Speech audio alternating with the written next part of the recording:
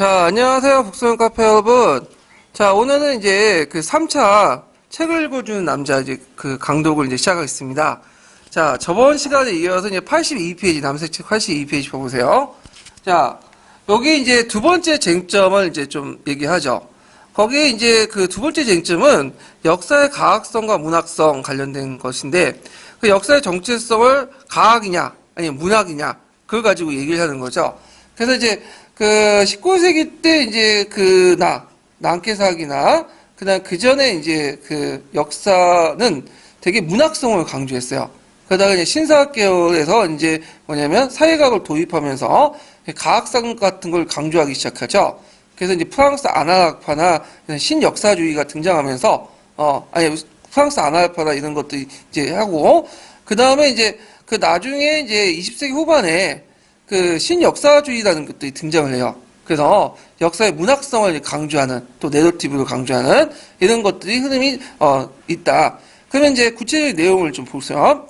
자, 역사는 과거에 대한 객관적 사실을 추구하는 입장과 또는 주관적 역사 해석을 보는 두 가지 대입된 입장이 있다. 그래서 전자 객관적 팩트를 강조하는 것은 가학적 학문의 입장이고요. 그 다음에 이거는 역사 지식의 객관성에 대한 믿음을 근거한다. 요때 이제 객관성이라는 개념은 뭐냐? 이건 과거의 실제에 대한, 그러니까 일어난 사실과 그 실제가 일치된다라는 진실에 대한 믿음이죠. 이게 요번에 기출문제에 나온 진리대응설이죠. 진리대응설 아시죠? 역사적 사실과 기록은 일치한다. 팩트주의, 이런 것들 이제, 내세우는데, 이 대표적인 역사학자 랑케예요. 랑케. 그래서 있고, 그래서 랑케는 이제 그 19세기 때 그 사실 숭배와 사료 중심의 객관성 성취를 강조했고요. 그래서 랑케는 역사도 역사가의 마음 밖에 있는 걸 대상으로 봤어요. 그리고 객관적 실제로 밖에 있는 대상이자 내적 상관관계에 이르는 구조를 지닌 객관적 실제로 봤다. 그러니까 역사가의 마음 밖에 있는 객관적 존재로 본 거죠. 예. 그리고 역사는 그 랑케는 그 어떤 그 종류에서 평가에서 벗어나서 중립적으로 봐야 된다. 이렇게 이제 강조를 했죠. 그래서 내세웠던 것이 자아소고 방법 같은 것들을 내세웠다라는 걸 좀 기억을 해 두시면 돼요. 자, 20세기 이제 초에 이제 근데 주의할 것은 랑케가 그렇게 본다고 해서 문학성을 부정한 건 아니에요. 네, 랑케 같은 경우에는 내러티브를 강조했죠. 그런 측면에서 이제 문학성을 이제 강조했다. 이렇게 보시면 되고요. 자, 20세기 초에 이제 역사를 가학적 학문을 강조하는 그 역사가들은 역사 연구 방법이 가학의 기납 방법과 동일하다. 이렇게 보고요. 그래서 역사가는 과학자들처럼 가설을 설정하고 그를 뒷받침 역사 사료를 대한 엄격한 연구 절차, 그러니까 사료의 정확한 검증을 통해 일반을 도출해야 된다. 그래서 경험적 과거 사실을 수집하고 그에 입각해서 가설을 설정한 후에 사료의 합리적 분석과 증거 검증을 거쳐서 분류적 일관관계, 일반 법칙인 일반화를 이루는 것이 과학적 과정을 내포했다. 그럼 뭐 어디 많이 들어봤죠? 탐구학습 방법 있죠? 그래서 보통 우리가 탐구학습할 때 역사가의 사고 과정을 경험해보는 것도 있죠. 이런 것과 연결시켜서 이제 보시면 돼요. 그래서 역사 지식은 이걸 통해서 뭐죠? 보편 타당성을 갖추고 예측이 가능하다. 다만 정밀도와 정확성 차이에서 사회과학과 자연과학이 약간 뒤떨어질 뿐이다. 이렇게 이제 주장을 했죠. 그래서 그 객관성을 유지할 수 없는 역사서는 지식이다보다는 어디에 속하냐? 하나의 사건이나 10년에 속한다. 이게 문학에 속한다는 거야. 예. 그래서 이제 그 가학으로서 역사를 추구한 역사가들은 사회과학적 방법론을 많이 도와요. 신사학 계열의 특징인데 가학성을 강조하는 경제학, 사회학, 지리학 이런 것들을 통해서 과거 사회를 연구하는데 정복을 시키고요. 그리고 그 역사학은 사회과학과 마찬가지로 인간의 행위와 활동을 대상으로 한 것을 통해서 가설 삼고 일반화를 추구한다고 보았어요. 이 사람들. 그래서 개별 사실을 밝히는데 그치지 않고 과거 사람들 행위에 대해 일반 법칙을 세우는데 정의를 했다. 그래갖고 이제 일반 법칙 관련된 내용을 이제 보는데 그러면 랑케하고 좀 약간 다르죠. 랑케도 개별적인 사실을 강조해요. 이런 것을 팩트 강조주의는 맞는데 여기에서 랑케 그는 개별 사실만 밝히죠. 일반화까지는 밝히지 않아. 근데 신사학 계열은 이걸 비판적 계승해가지고 일반화를 이제 강조했다. 그래갖고 이제 이런 것들을 이제 얘기했고요. 물론 역사가의 가설은 시덤을 대표하는 예견론을 지닌 건 아니지만 나름대로 기납적이지만 좀 상대적으로 폭이 넓는 주관적이지만 좀 약간 기납적 일반화 가능할 수 있다고 보죠. 그러니까 좀 원민만 낮은 단계 일반화 이렇게 이제 보시면 돼요. 그래서 이제 역사 설명 인과관계 영역적으로 추출하고 법칙을 일반화하여 설명하는 방식에 취하다고 본 역사가들은 포괄법칙 이론을 제시했고 경제사가들은 수학자 모델을 통해 통계 모습 분석법을 사용하는 수정학을 통해 계산 분석적 방법을 사용했다. 요거 기출과 관련된 거죠. 왜 기출과 관련될까요? 자, 포괄법칙 이론, 햄펠 같은 거 있죠? 예.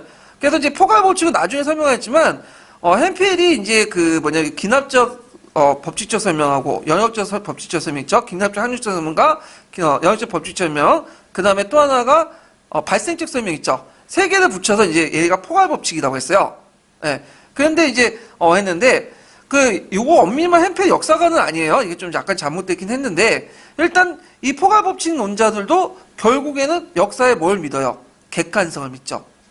그래서 우리가 이제 재작년에 기출 문제 나와서 있죠, 햄펠이. 그건 뭐예요? 역사의 팩트를 믿는 거야. 그러니까 랑케, 그 다음에 신사학계열, 그 다음에 포포는 햄펠 같은 사람도 기본적으로 역사의 팩트를 믿고 그런 거야. 이해되시겠죠?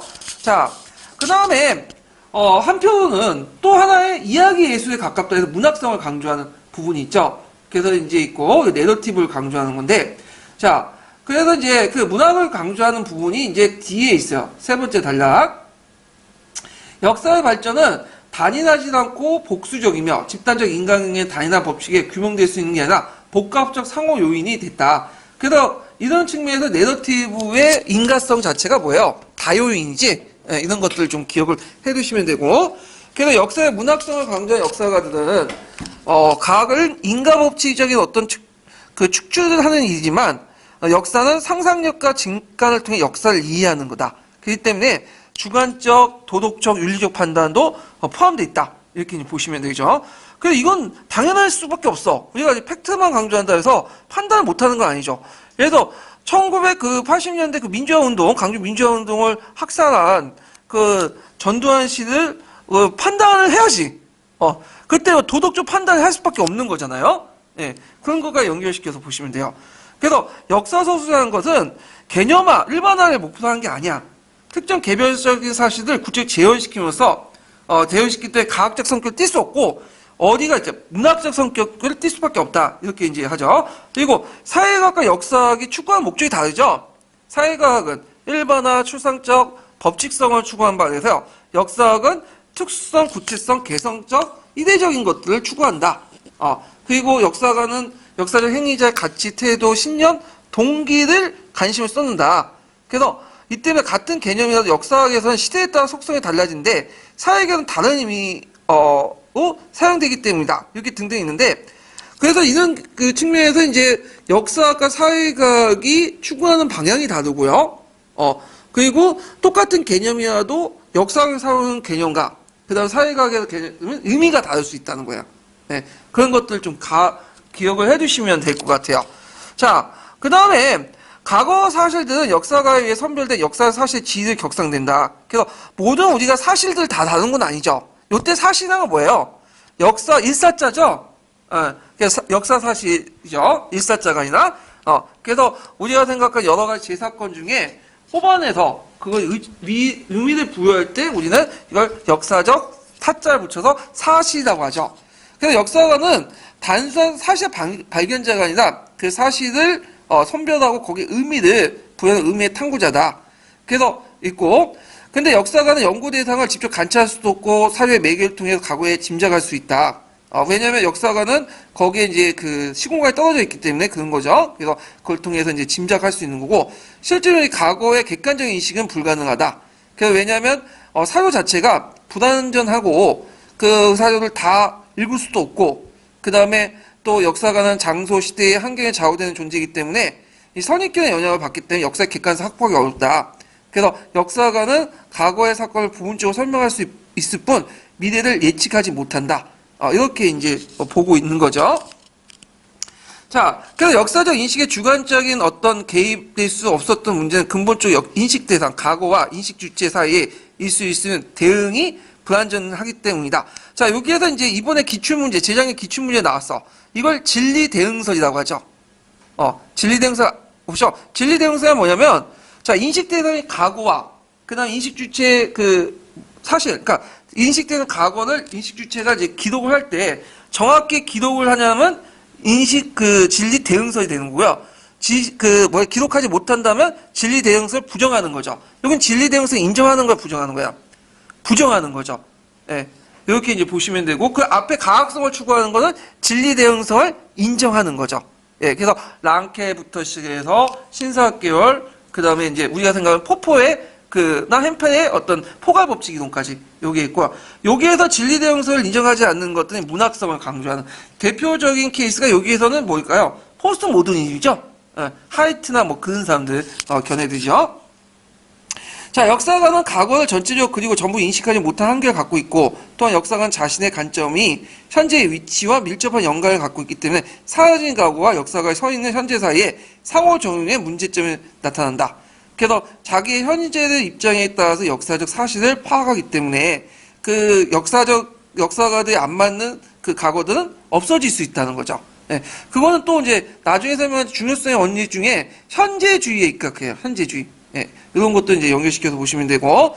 자, 즉, 역사 인식의 객관은 제한될 수밖에 없다. 그래서 역사 지식이 갖는 불가피한 주관성, 상상력, 직관의 역할, 이런 것들 때문에 문학적 속성이 드러날 수밖에 없다. 그럼 여기에서 문학적 속성이 드러날 수밖에 없는 이유를 이렇게 쓰다가면 뭘 쓰셔야겠어?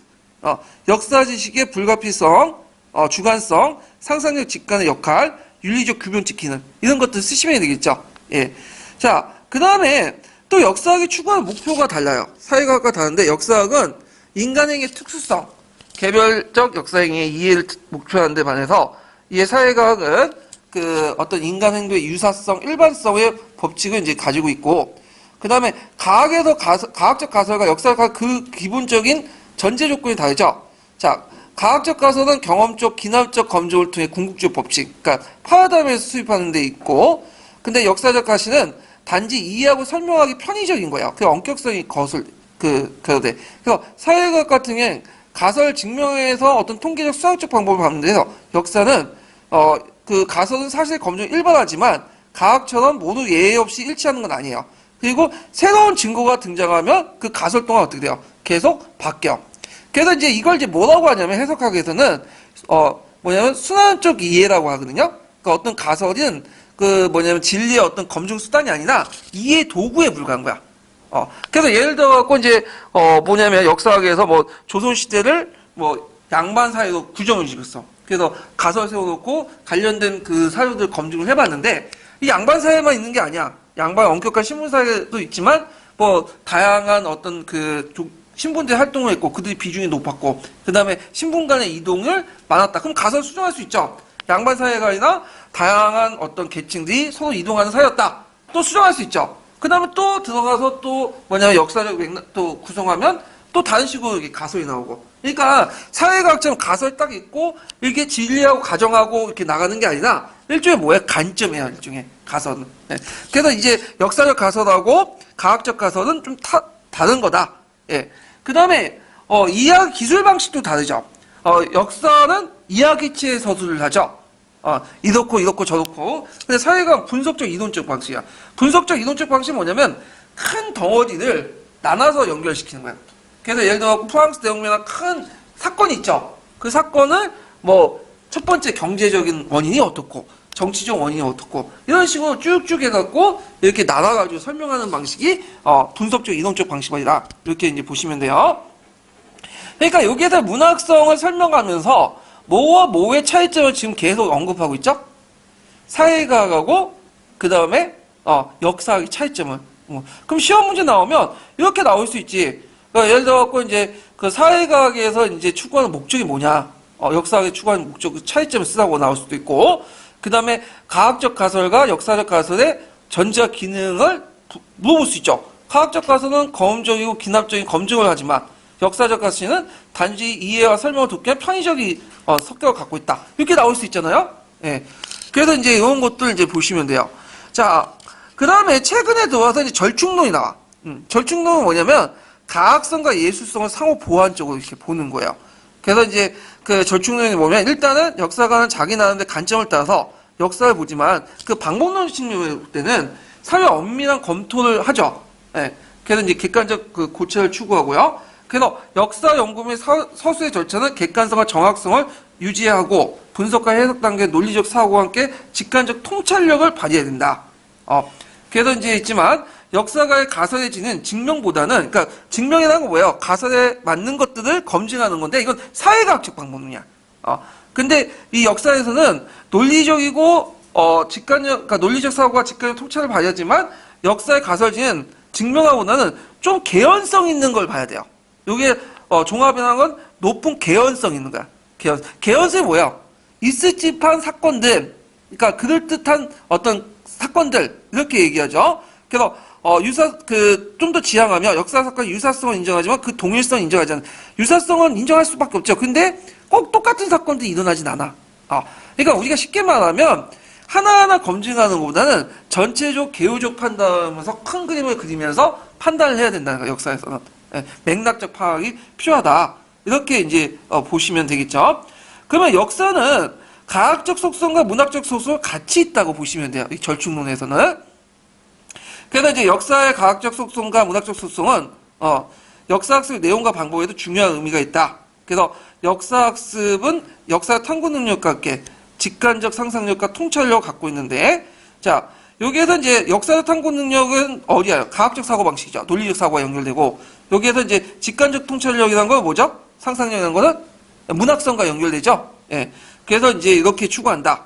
그들 위해서 사료를 비롯한 다양한 역사 자료를 수업 자료로 활용하고 학생들의 역사 간의 행의 특수성, 개별적 인사, 역사 형상을 이해하는 목표.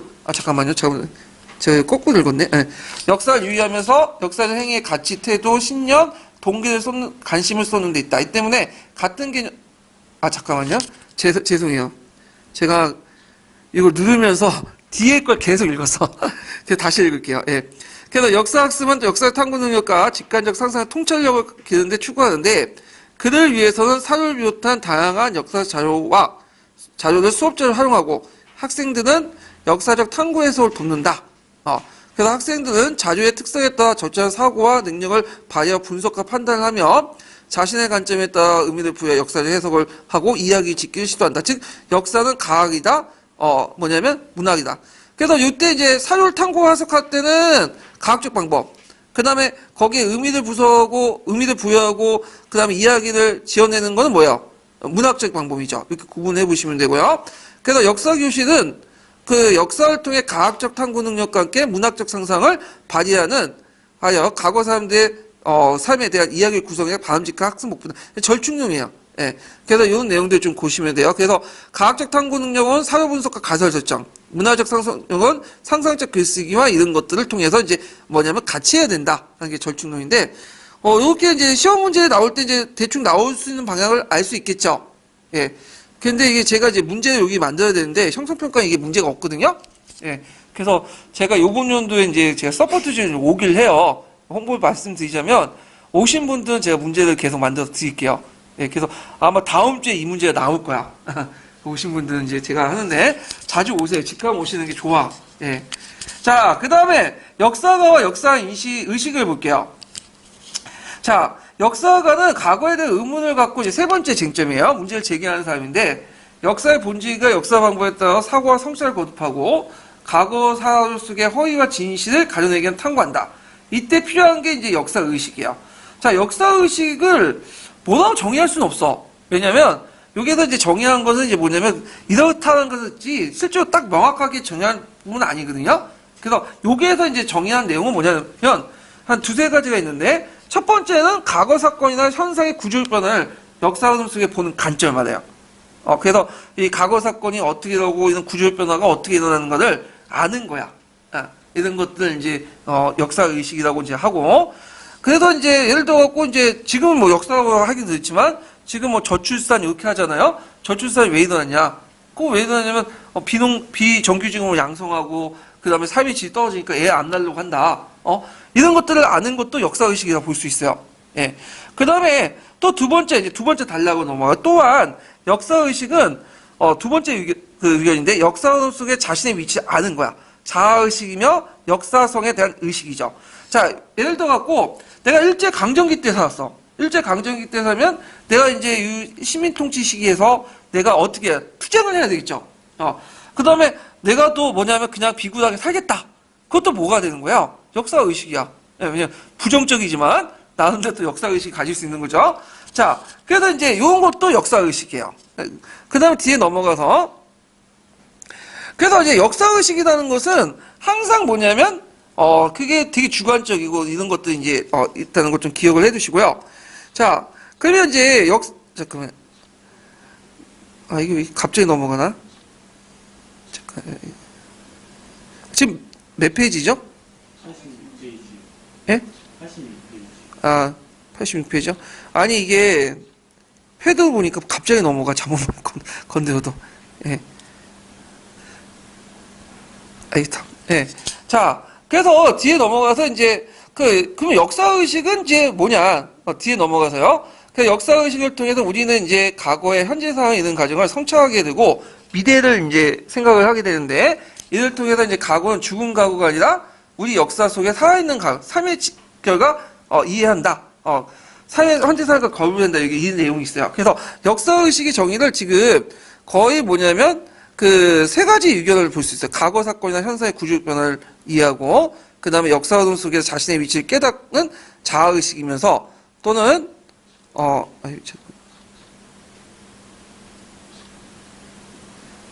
자아의식이면서 또 그걸 통해서 그 현재 상황에 있는 과정을 성취하고 미래를 예상하는 것들로 이제 역사의식을, 얘기할 수 있다. 그러면 이런 것들이 문제가 나올 수 있을까요? 없을까요?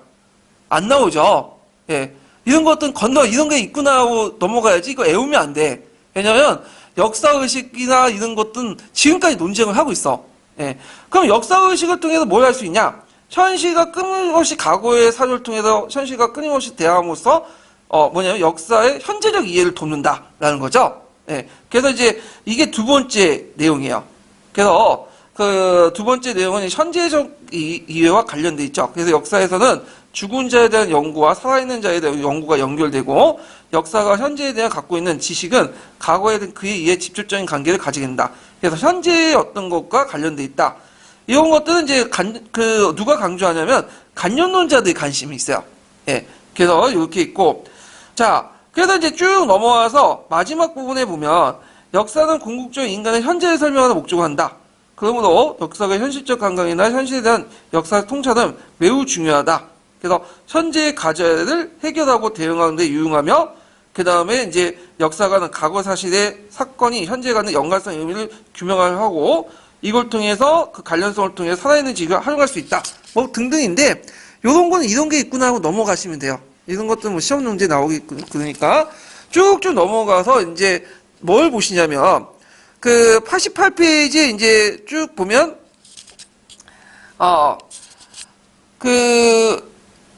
역사의식이 이제 현재적 의미의 주요 목표다 해놓고는 이 역사의식이 삶의 길잡이도 활용할 수 있다.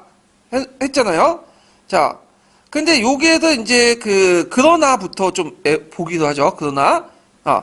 그래서 이제 역사가가 현재 연관성을 강조하면서 거기에서 나름대로 이제 뭐냐면, 삶의 유용한 길잡이를 활용할 수 있는데 이것도 이제 문제가 있어. 요거는 이제 뭐와 연결되어 있냐면 교훈서 역사와 관련되어 있어요. 그 마지막 부분에. 그래서 역사적 교훈을 전달하고자 하는 역사 수업과 마찬가지로 현재의 유용성을 추구하는 역사학습 목표는 역사의 탐구 과정을 압도할 위험이 있다. 그래서 현재적 목적어의 과거와 현재식을 이대로 가시키는 거야. 그 대표적인 게 동국공정이라든지 그 다음에 뭐예요? 지금 일본의 한국사관 같은 거 있죠. 그래서 지금의 그 동국공정 한국사관은 일종의 이데올로기죠. 이데올로기 타서 뭐냐면 이게 현재적 유용성이 있다고 해가지고 역사수 내용을 뭐예요? 탐구과정 사고판이나 비판이나 분석 없이 그냥 나가면서 어떤 특정한 사료에 근거를 해가지고 막 얘기를 한단 말이야.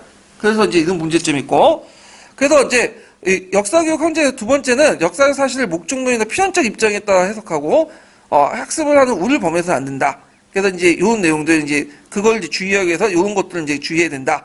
그래서 역사의식이나 사강 혹은 역사적 의의는 미리 정해져 있거나 혹은 정해진 방향으로 유도한 게 아니라 학생 수도 사고와 판단을 위해서 체득한 거다. 그러니까 미리 이제 국가사회가 특정한 이데올로기에 맞춰서 어떤 걸 역사의식이나 사강을 정해서 애들 가르치는 게 아니라 그 학생 수도가 사고와 판단을 통해서 해야 된다. 이런 내용들이야. 예. 그래서 역사가 역사의식인데 제가 봐도 이게 너무 주관적이고 그냥 당연한 얘기이기 때문에 그냥 한번 넘고 그냥 넘어가시면 될 것 같아요. 자, 그다음 네 번째 이제 내용을 이제 볼게요. 자, 이 네 번째 내용은 뭐냐면 그 역사에서 개인과 시대 중에 어느 게 더 강조되냐, 요 내용이야. 이게 논쟁 중에 하나거든요. 제가 한번 읽어보면요. 자, 역사적 사건의 행위의 주체는 개인이나 집단이다. 위임 중심의 사관 혹은 영웅 중심의 사관은 군주나 지배자와 같은 개별 인간들을 역사 행위의 주체로 본다. 그래서 역사는 위인들의 역사, 영웅들이 성취해놓은 사상과 행위의 역사를 정의한다. 그래서 외적 조건이나 제도 등 영향력을 부인하지 않지만 타고난 개인이 모든 걸 해결할 수 있다라고 보고 있어요. 예, 이것이 이제 뭐냐면 개인을 이제 강조하는 것들이죠. 이런 것들 기억을 해두시면 되고요. 자, 그러나 개인의 능력보다는 조직적인 사회 세력 혹은 비인간적 요인 등이 역사 형성 과정에 지배하고 역사의 방향을 결정한다는 의견도 있죠. 그래서 타고난 인물의 역할을 중요한 반면 그러한 위인이 위치나 목적을 필연적으로 역사 조건에 영향을 받고 소수의 선택받는 타고난 개인은 시대에 지배하는 근원적인 힘의 산물이며 따라서 그들의 위대성도 시대와 환경에 제한을 받지 않을 수밖에 없다. 그러니까 영웅의 존재는 인정해. 근데 결국 영웅의 탄생하고 그들이 그렇게 영웅으로서 먼저 활동할 수 있는 것들은 시대 흐름이란 말이야. 그 시대 흐름이라는 것은 어디에 의해서 작용되죠? 여러 가지 조직적 사회 활동이나 비인간적 요인들에 의해서 좌우될 수 있다. 그래서 이제 두 가지 위견이 있는 걸 이제 얘기를 하고 있어요. 예. 자, 그래서 이제 있고, 그러면 개인뿐만 아니라 두 번째 단락을 넘어가서 다음 장. 개별사시나 사건도 사회구조 내포인데 이것을 사회사죠. 사회사는 개인을 강조할까요? 구조를 강조할까요? 시대나 이런 걸. 구조, 시대를 강조하죠.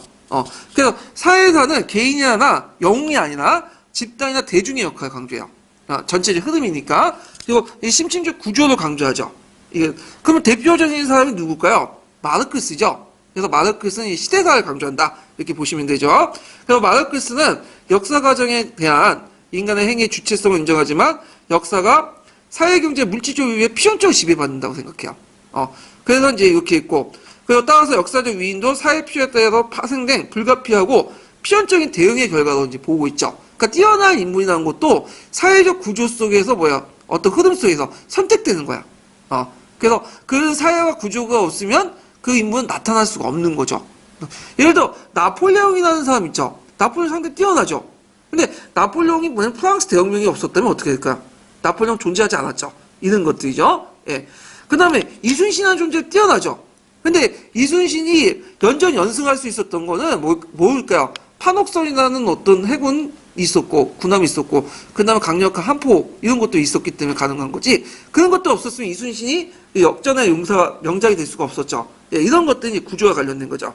자, 그 다음에 그 외에도 이제 보면, 자, 거기 이제 스펜서는 이제 사회진화론을 주장했던 사람인데, 이 사회진화론을 이제 생물학적 결정론을 주장한 스펜서라는 위인은, 스펜서 위인의 성장이 사회적 환경에 통해서 결정되고, 자, 헤겔은 이제 형이학적 결정론을 제시하면서 위인의 추는 시대정신, 그 문명 혼외폰으로서 시대의 사회적 요청에서 만들어진다고 했어요. 그래서 이제 그것은 영웅이 아니라 그를 불러낸 시대다. 시대를 강조하죠. 그럼 여기에서 이제 시대를 강조하는 사람들 이제 특징들은 사회사를 강조하고, 그 다음에 어떤 소수의 선택받는 사람들도 결국엔 시대에 의해서 뭐냐면 나타난 거고, 민주주의나 이런 것들을 강조하는 대표적인 사람이 마르크스, 스펜서, 헤겔 이런 사람들이 이렇게 연결돼 있죠. 자, 그 다음에 뒤에 넘어가서 그래서 이제 결국에는 역사에서 개인과 시대라는 요인은 대립적 요인이 아니에요. 뭐죠? 보완적 요인이야. 그래서 역사 교육에서는 만약에 이제 개인과 시대를 다룰 때 보완적 요인으로 다루는데 여기 쭉 나왔죠. 역사 교육에서는 개인의 역할과 시대의 기능을 다룰 때도 인물을 탄생시킨 배경과 더불어 특정한 시대를 나간 인간이나 사회 집단 역할을 동시에 조명할 필요가 있어요. 그러니까 배경과 그 인물을 같이 봐야 된다. 구조와 인물을. 이건 어디에도 많이 더 봤던 얘기죠?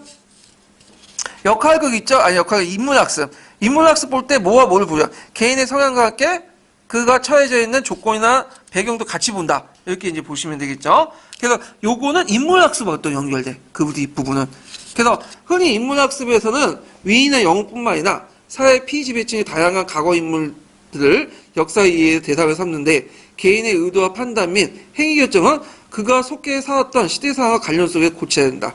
왜냐면 아무리 개인적 판단해도 결국에는 시대적 판단 안에 있는 거예요. 예, 그렇죠? 만약에 여러분도 나름대로 지금 임용시험을 봤잖아. 임용시험 본다고 보고 있죠? 근데 이 지금 시대가 뭐 안정적인 일자리 원하고 그 다음에 이제 그 사회가 너무 불안하니까 지금 임용이나 공무원 시험 빠져나가잖아요. 근데 만약에 지금 시대가 창의력을 중요시하고 이제 사회보장제도가 잘 돼 있고 진취적인 기상이 뭐냐면 제도적으로 뭐냐면 해도 괜찮은 시대였다면 여러분들 지금 임용시험만 보겠어요? 아니죠. 다른 길을 선택할 수도 있어. 그러니까 아무리 개인의 그 선택이라는 것도 개인의 선택에서 떠나서 사회적 선택이 같이 있는 거예요. 이런 것들과 연결시켜서 이제 보시면 돼요. 자, 그래서 이제 이런 내용도 있고, 그 다음에 그 뒤에는 이제 뭐 그 여러 가지 있는데, 이거는 이제 그 뒤에 인문학습 관련된 내용하고 이제 비슷하니까 넘어갈게요. 예. 자, 그 다음에 이제 5번, 5번째 논제를 볼게요. 시대구분 논제. 제일 중요해. 별표 2개 쳐놓으세요. 이건 하나하나 분석할 필요가 있어.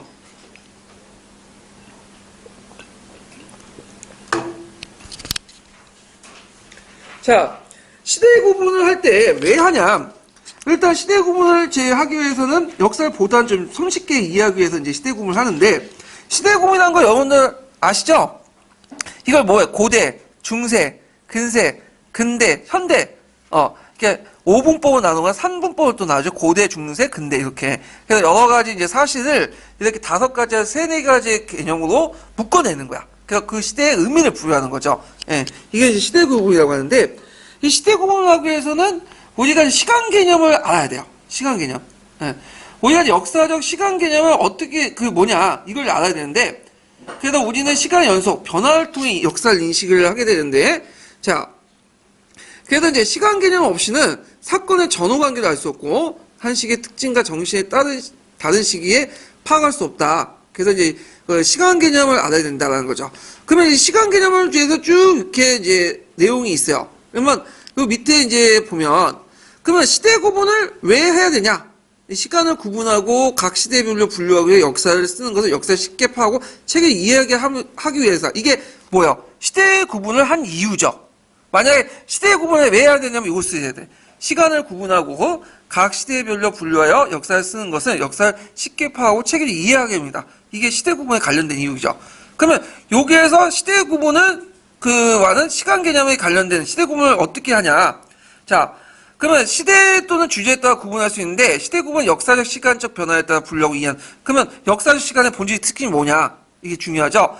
지속과 변화, 시간적 계기성과 단절적 변화요. 외워두세요. 이거 예전에 기출 예문에 나왔던 거죠.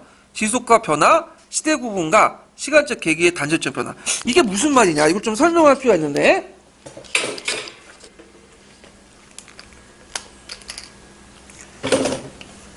일단은 이제 키워드가 뭐야? 지속, 변화, 그 다음에 시간적 계기성, 단절적 변화죠. 자, 지속과 변화라는 것은 키워드 자체가 이게 뭐예요? 상호 모순점이죠. 지속과 변화가 어떻게 같이 공존해? 근데 역사에서는 시간의 의미에서 같이 공존할 수 있어. 이게 뭐냐면 역사의 시간은 단기적이 아니라 뭐예요? 장기적이에요. 예를 들어갖고, 자, 우리가 이제 예를 들어서 기차가 막 가잖아. 기차가 막 KTX 막 가요. 여기서 지방에 오신 분들 KTX 막 타고 나잖아. 자, 이걸 역사적 변화라고 얘기할 수 있어요?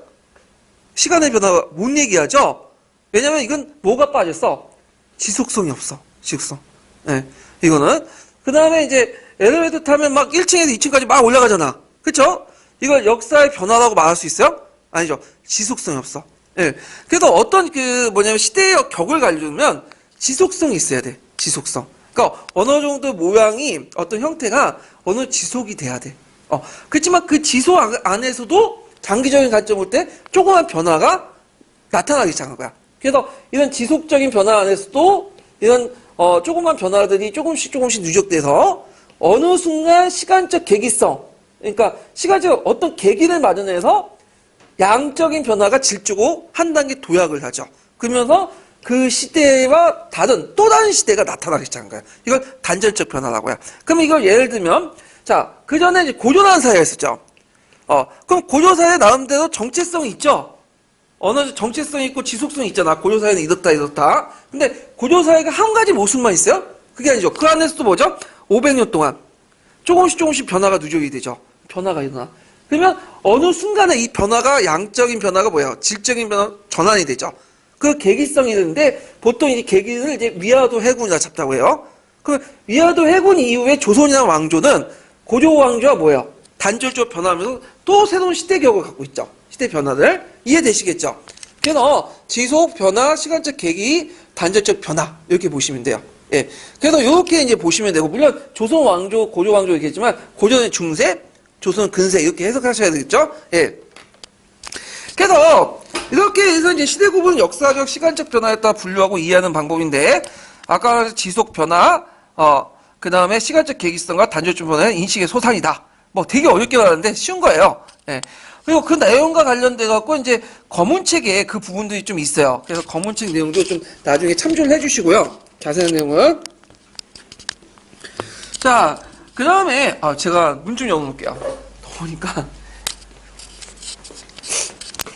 여기가 왜 오늘따라 이렇게 빵빵하지? 잠깐만요. 좀 추우시면 좀 얘기 좀 하세요. 예. 제가 몸에 열이 많아가지고 더우면 얘기는 못해. 자, 그 다음에 이제 시대구분 언제부터 출발했냐? 르네상스 인문주의자로부터 출발했어요.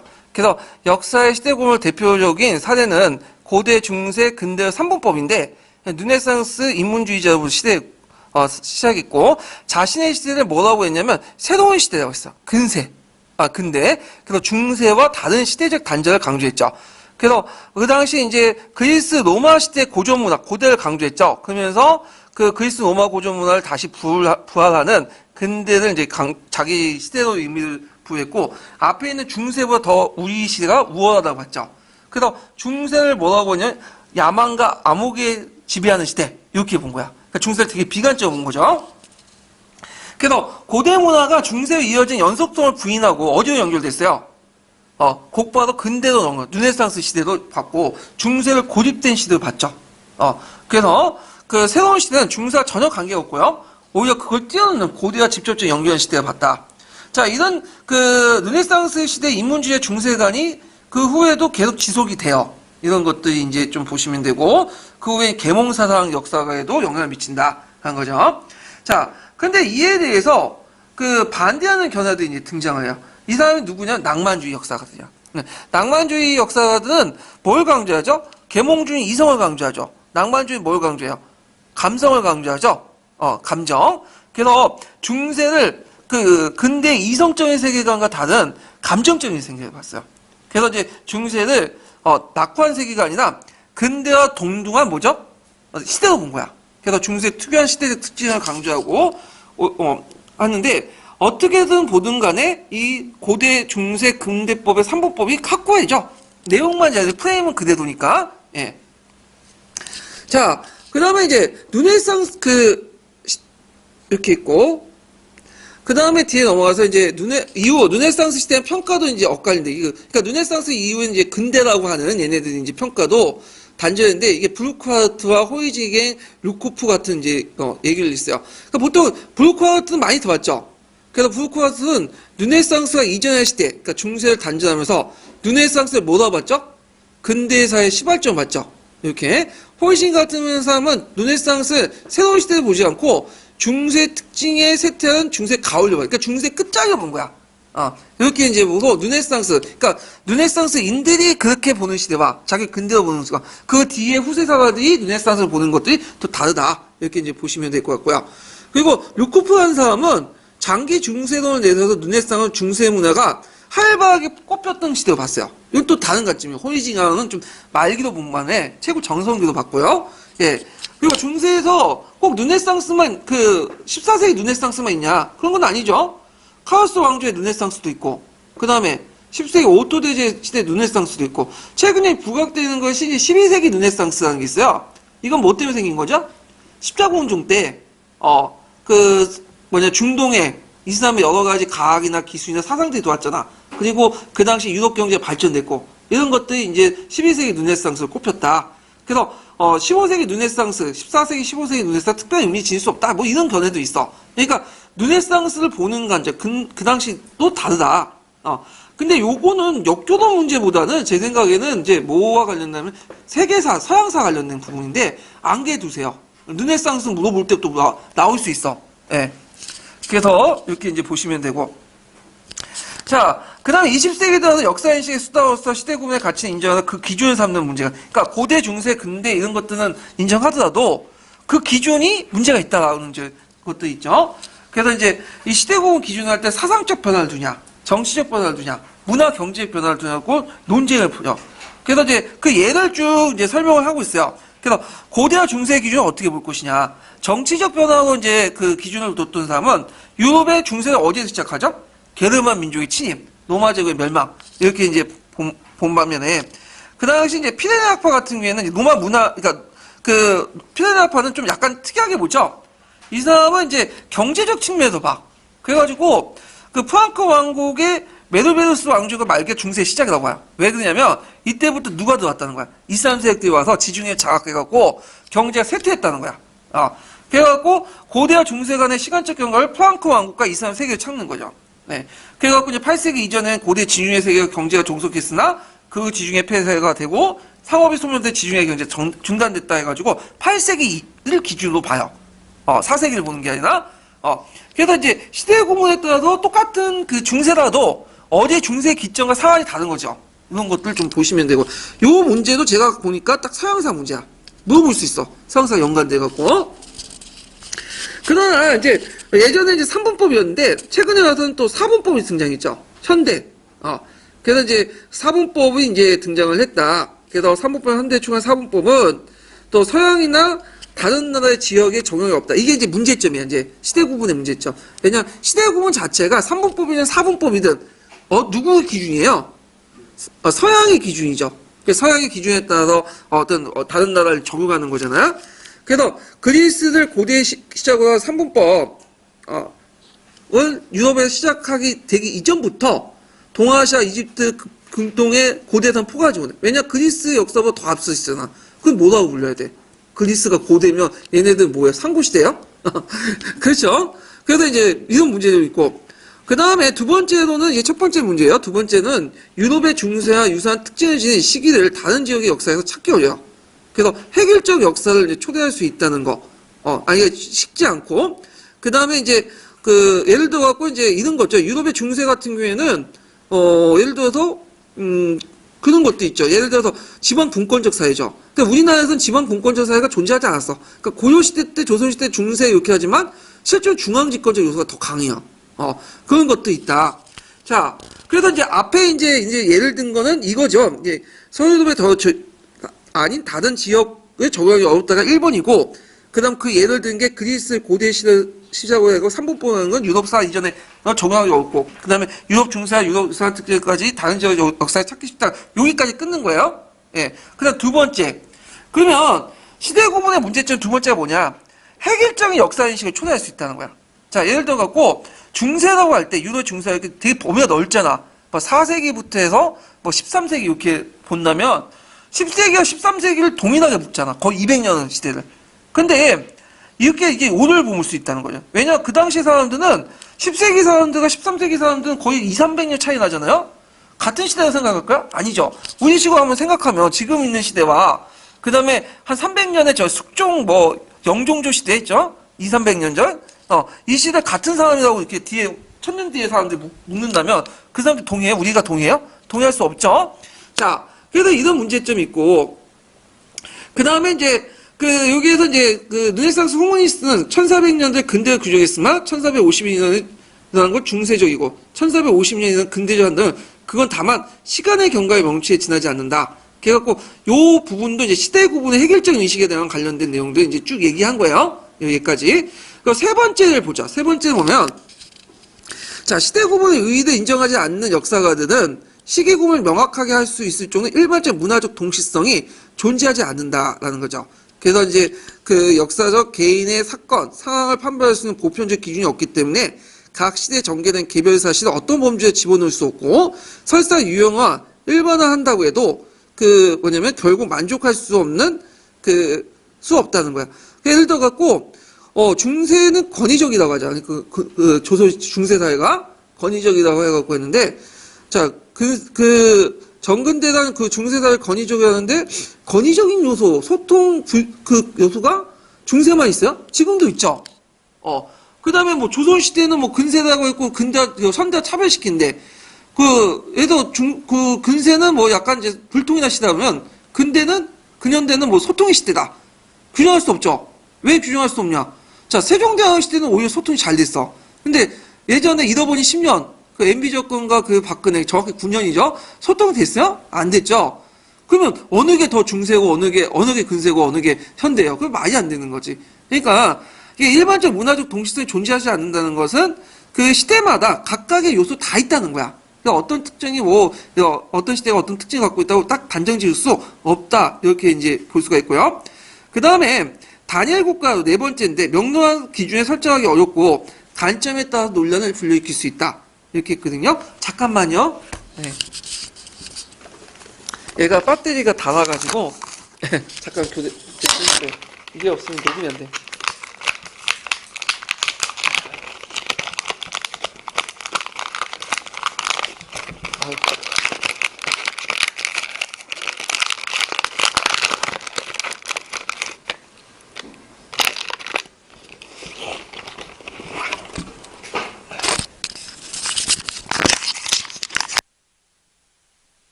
이것도 다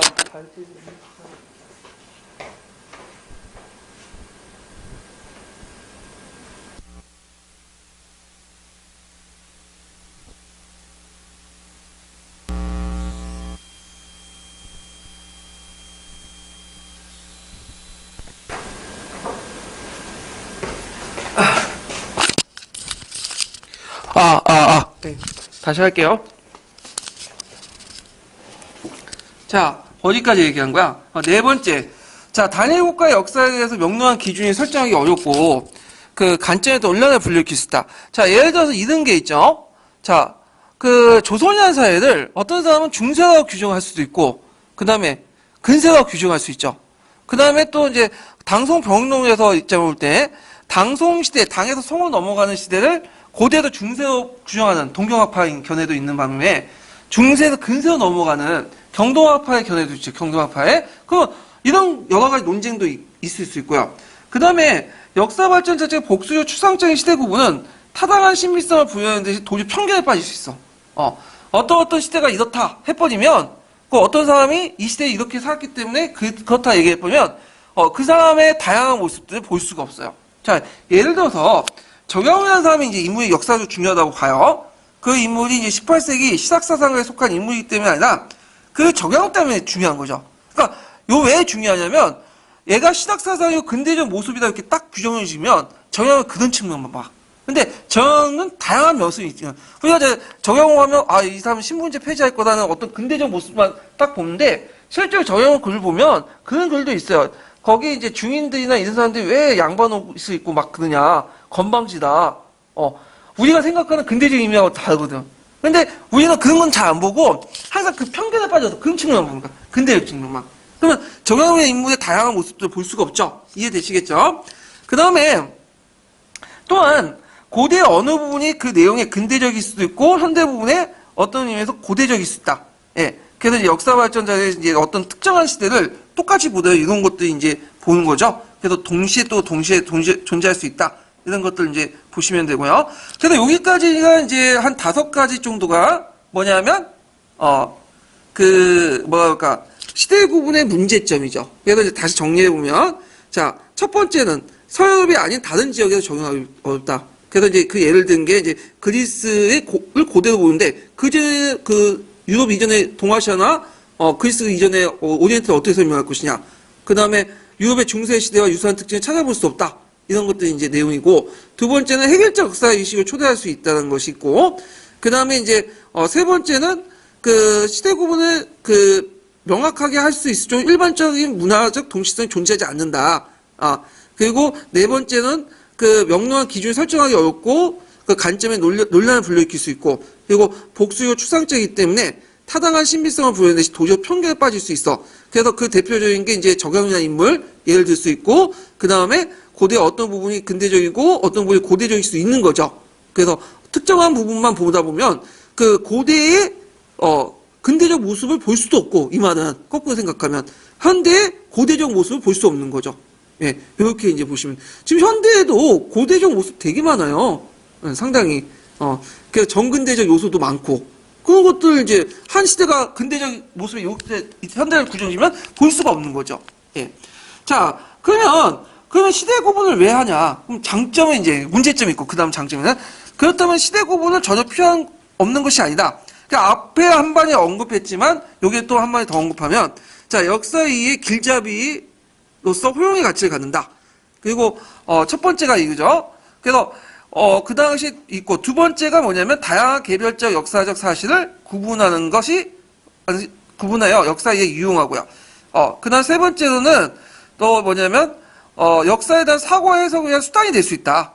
그다음에 네 번째로는 역사적 사실의 체계적 논리를 부여하여 역사 시기의 특징을 파악하는 데 도움이 된다.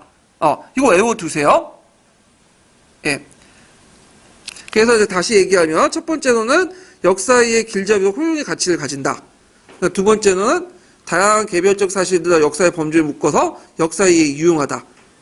세 번째는 그 역사에 대한 사고 해석에 의한 수단이 될 수 있고 시대 구분이 그 다음에 시대 구분은 잡다한 역사적 사실을 체계와 논리를 부여하여 역사의 시기의 특징을 파악하는 데 도움이 된다. 이렇게 네 가지 좀 외워두시고요. 자, 그 다음에 이제 마지막 거기에 또 하나가 뭐냐면 이거 빠졌네. 다섯 번째가 있어. 유용점. 그 마지막 쭉 들어가면 역사 흐름과 전개의 일관성을 입각할 시대별 역사의 의미를 부여한다. 이것도 적어놓으세요. 그 뒤에 있죠? 역사적 흐름과 전개의 일관성에 입각해서 시대적 어떤 역사적 의미를 부여한다. 이렇게 이제 보시면 되고요.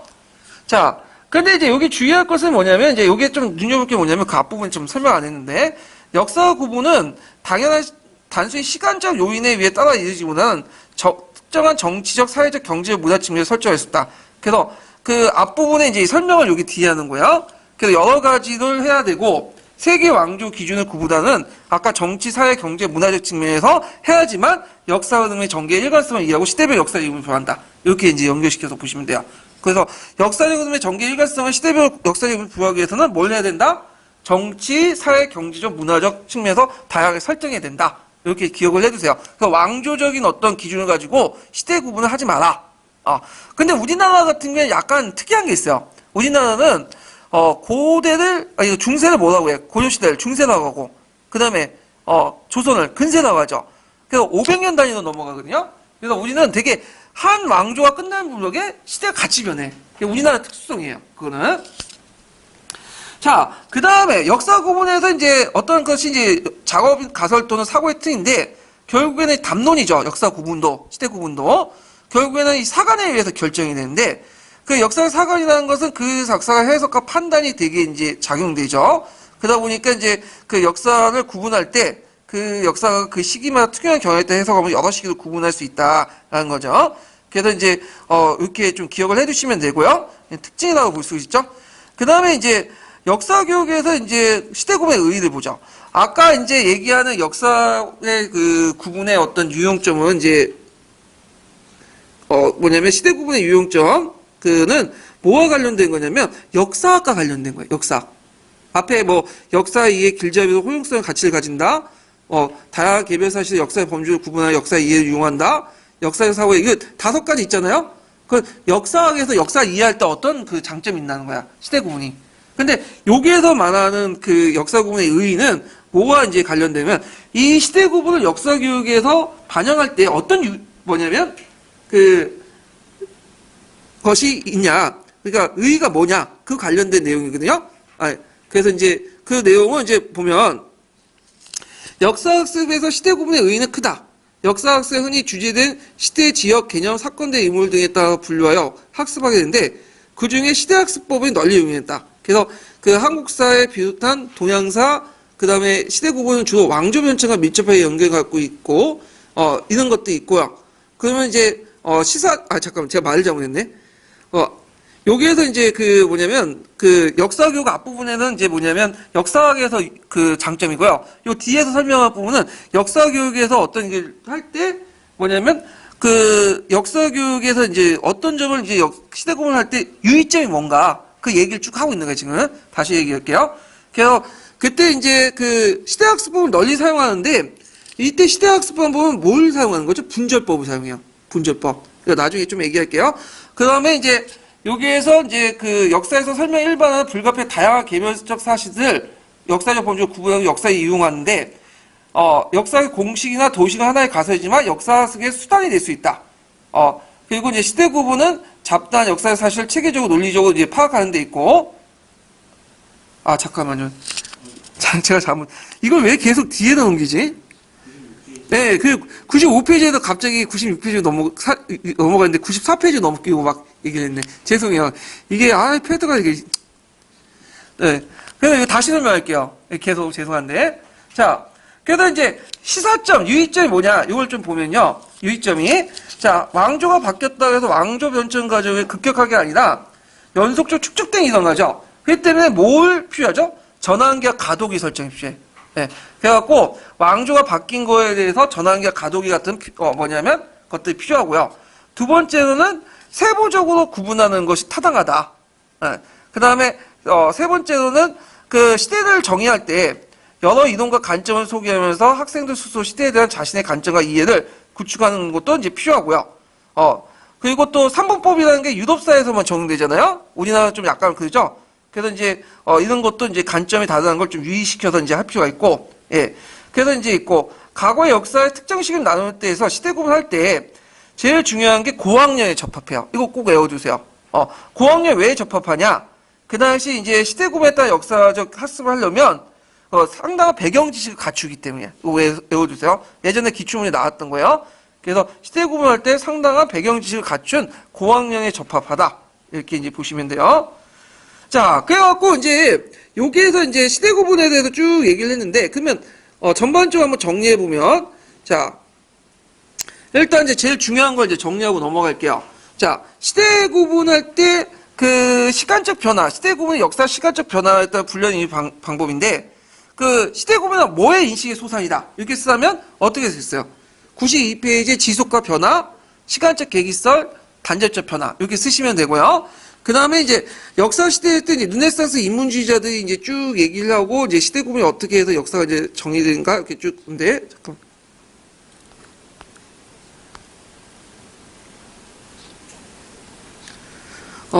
거기에 이제 시대 구분에 이제 뭐냐면 문제점이 있죠. 그래서 문제점 해가지고 93페이지부터 해가지고 저기 94페이지까지 문제점 5가지 정도 나오죠. 외워두시고 그다음 시대 구분의 장점 있죠.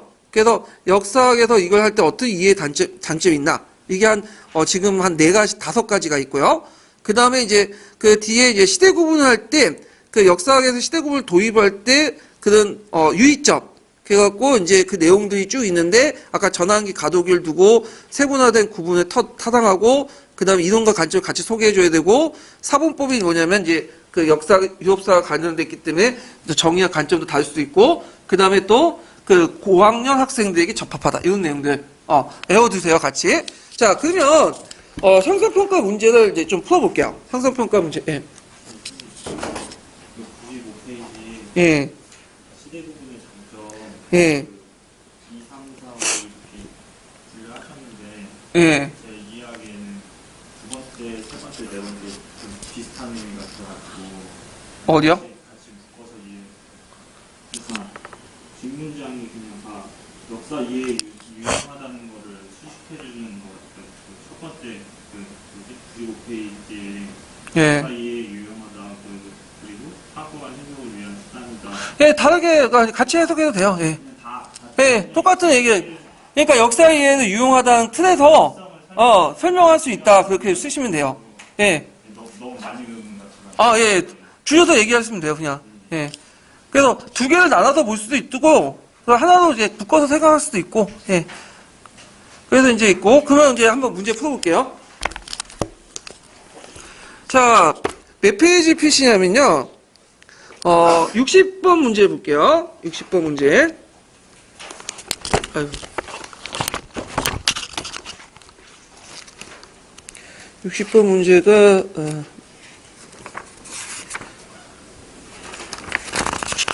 형성평가 60번 문제가 이제 어디냐면 18페이지 펴볼까요? 18페이지?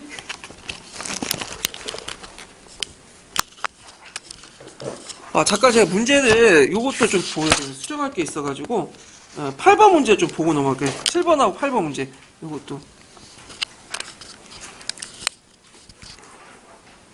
자, 거기에 보면 7번하고 보면 이제 역사적 시간의 본질 특성은 지속과 뭐 변화죠.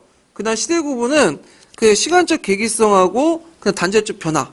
여기에서 그 역사적 시간의 본질 특성을 논할 때 이걸 쓰시면 되고요. 그다음 8번은 그 다음은 시대 구분의 문제점에 대한 서술이다. 이런 문제점이 일어나게 된 이유를 말해보시오. 그래서 정형이나 인물은 역사적 사실이 중요하다면 그가 18세기 때 시작사상에 속한 인물이기 때문이 아니라 그가 정형이기 때문에 중요하다. 그래서 있고 고대의 언어 부분이 또 근대일 수도 있고 현대 언어 부분이 고대일 수 있다. 자, 요거는 제가 답이 좀 잘못됐어요. 거기 이제 적어놓은 답을 이제 좀 곤쳐주세요. 어떤 식으로 곤쳐주냐면 아까 이제 그 시대 구분의 문제점 할 때 그 5번째 있죠. 역사 발전 자체가 복수적이므로 추상적인 시대 구분은 타당한 신비성을 부여하는 대신에 도리어 편견에 빠지는 위험이 있다. 5번째 있죠? 그 예문화와 관련된 거예요. 그러니까 이거 좀 곤쳐주세요. 예, 문제점 중에. 자, 그 다음에 이제, 뒤에 넘어가서, 60번 문제 볼게요. 60번 문제가 몇 페이지에 있냐면요.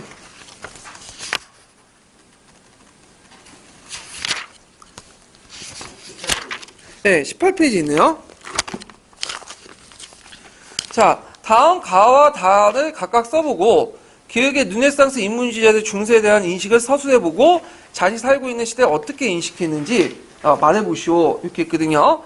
자, 가는 그 역사 시간적 변화에 대한 분류하는 인식의 방법이다. 그러면 그 가에 들어갈 것이 뭘까요? 가에 들어갈 것이. 예, 요거는 시대 구분이죠. 시대 구분. 그 다음에 이제 여기에서 이제 시간적 본질의 특성과 지속의 변화면 시대 구분은 뭐와 뭐에 대한 인식의 구분이죠. 시간적 계기와 단절적 변화 이렇게 쓰시면 되겠죠. 자, 그리고 이제 르네상스 인문주의자들은 자신이 살고 있는 시대를 어떻게 인식했을까? 자신의 시대를 새로운 시대로 봤죠. 그리고 앞서 있는 중세와 단절의 그 강조가 있죠.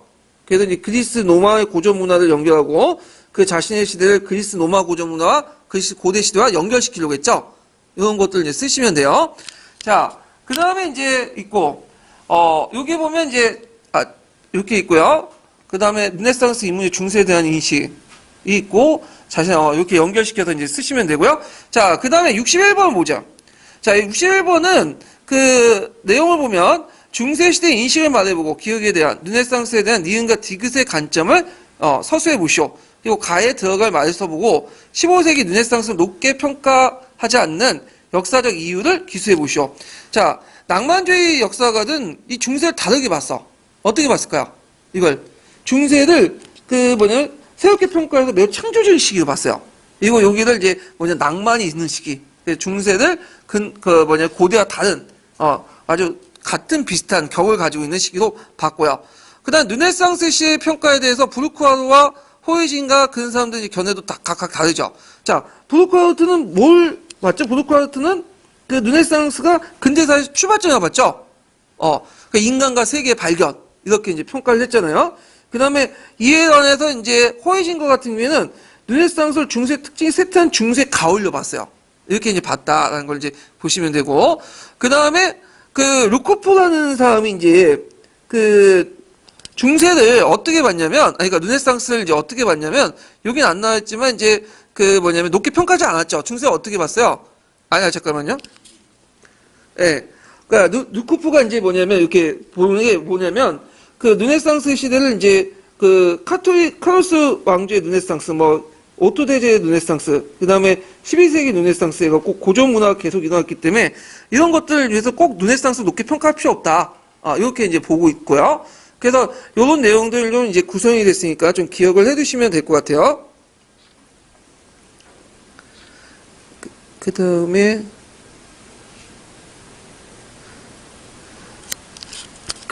이걸 이제 무슨 중세론이라고 하죠? 장기 중세론이라고 하죠? 예. 그래서, 이런 것들 같이 보시면 되고, 그 다음에 어디까지 설명한 거야? 62번 문제 볼게요. 자, 다음과 같은 관점을 가진 학자들 말해보고, 그 기존의 중세 기점과 이 학자가 생각하는 중세 기점 차이점 있죠? 8세기 이전의 고대 지중해 세계 경제가 종속됐으나, 그 이후에 지중해 폐쇄되고 상업은 소멸되어 지중해 경제가 중단되었다. 이 사람이 누구예요? 피데네죠? 피데네 학파. 알링 피데네는 유명해요. 이게 도시경제 발달, 중세 도시경제 발달을 되게 강조했던 사람이거든요. 이 사람이. 그래서 이제 기존의 중세 기점은 선어화 제국의 멸망을 정치적 관점에 봤죠. 근데 이 사람은 뭐냐면 그 메르베스 왕조 말들 중세에 시작봤는데 그 이유가 뭐예요? 경제적인 거. 그래서 2, 3세기 침입해서 지중해 경제 쇠퇴를 가지고 중세 그 고대를 알았다. 이렇게 이제 보시면 되겠죠. 그 다음에 이제 63번을 볼게요. 자, 다음 가와 나의 학생에게 미칠 수 있는 부정적 인식을 말해보고, 자, 그 다음에 이제 그 다에서 말하고 있는 그 뭐냐면 그 시대 구분의 문제점을 기수해 보시오. 이것도 제가 문제를 좀 잘못 냈는데 일단은 여기 지우시고요. 다를 관련된 내용을 다 지우세요.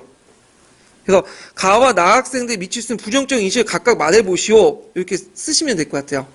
예. 그리고 그 나와 다를 하나 묶으세요. 똑같은 얘기예요. 예. 가 있고 나를 두 지문은 나로 묶으시면 될 것 같아요. 다를 없애고요. 예. 자, 그래서 이제 가라는 것은 이제 근데 다음 중세적인 말을 쓸 때 유럽의 13세기야. 31세기는 아니죠. 예, 10세기야 13세기를 동일한 시기로 가정하고 획일적인 그 동질성을 가진 시대로 파악하는 오류를 범하고 있다. 했죠? 자, 그래서 이제 그 이러는데 요런 것들은 이제 그 뭘 답을 쓰셔야겠어요. 예. 획일적 역사인식으로 표현할 수 있다. 요 뒤에 쓰시면 되죠. 요거를 제가 문제를 만드는 과정에서 잘못 만들었어. 예. 그래서 좀 수정해 주시고요. 그래갖고, 이게 문제 자체가 제가 이거 만들다 보니까 이게 잘못 만들었네요, 이 부분을. 그래서 제가 다음 판에 좀 뒤에 이제 수정을 할게요. 수정해서 이제 다시 올려놓을게요. 예. 그 다음에 이제 나와 관련된 거, 적용과 고대의 언어 부분이 그 내용이 근대질 수 없다. 이런 내용은 뭐와 이제 관련된 거죠? 예. 이거는 역사 발전 자체가 복수적이고 추상적이기 때문에 시대 구면 타당한 신비성을 부여하듯이 도리어 평균에 빠질 수 있다. 아까쯤에 한 거 있죠? 그대로 쓰시면 돼요. 예. 그래서 이제 좀 문제를 좀, 수정해 주시고, 시대 구분의 문제점도 이렇게 다 지워주시면 될 것 같아요. 그래서 가와 나를. 자, 그 다음에 64번 문제 볼게요. 자, 64번 문제 보면 이제 가의 교수학습 방법을 말해보고, 기획의 역사 속에 도입된 혼용성 3가지를 말해보시오. 그리고, 여기 보면 이제 그리고 니은에 설정한 이유를 2주 이내로 기수해보고, 가의 수업할 때, 유용한 교수학습 방법을 내용 말해보시오. 그리고 디귿의 이유를 써보시오. 이렇게 했는데, 자, 가의 교수학습 방법, 시대학습과 관련된 것은 뭐예요? 그 시대학습법, 이렇게 쓰면 되고, 또는 분절법 쓰시면 돼요. 분절법이나 시대학습 마찬가지죠. 그다음 역사 시대 구분에 의의가 있다 해가지고 있는데 그 도입할 때 유형은 제가 이제 앞부분에 역사학을 해석할 때 있죠. 그 부분을 쓰시면 될 것 같아요. 그래갖고 이제 역사의 길잡이가 될 수 있고 다양한 개별 사실을 역사의 범주, 역사 이해 이용하고 잡다한 역사의 체계적 논리를 부여하는데 역사식의 특징을 파악할 수 있다. 역사학의 유용점이자 뭐 역사 학습하고 또 연결시켜갖고 쓸 수 있는 부분이라고 생각하고요. 그 다음에 이제 니은을 보면 전환기 가독이 설정한 이유 꼭 외워두셔야겠죠? 이행 같은 거.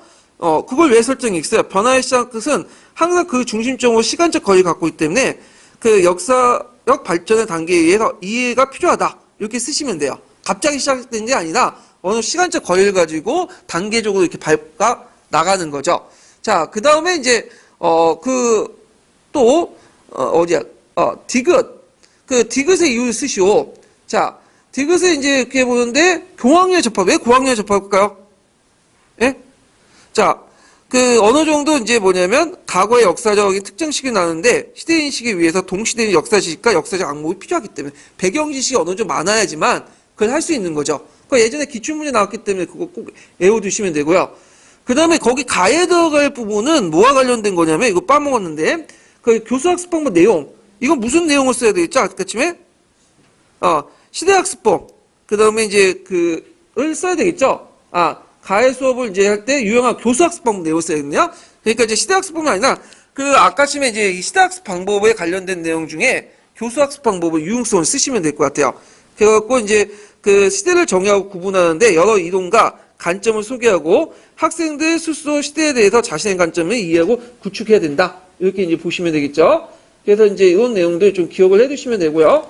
자, 그래서 64번 이렇게 문제를 한번 풀어봤고, 그 다음에 다시 넘어가서 그 역사 설명과 인과관계 좀 넘어갈게요. 자, 역사 설명과 인과관계는 그 설명에 관해서 이제 좀 나오죠. 그래서 역사 연구를 할 때 이제 뭐 가설과 이론이 이루어지는데 이걸 이제 설명하기 위해서 이제 역사 설명을 하게 돼요. 그래서 기술적 설명, 개념적 설명, 인과적 설명, 도덕적 설명 이렇게 설명을 나누는데요. 자, 인과적 설명에 제일 중요한 게 원인이죠.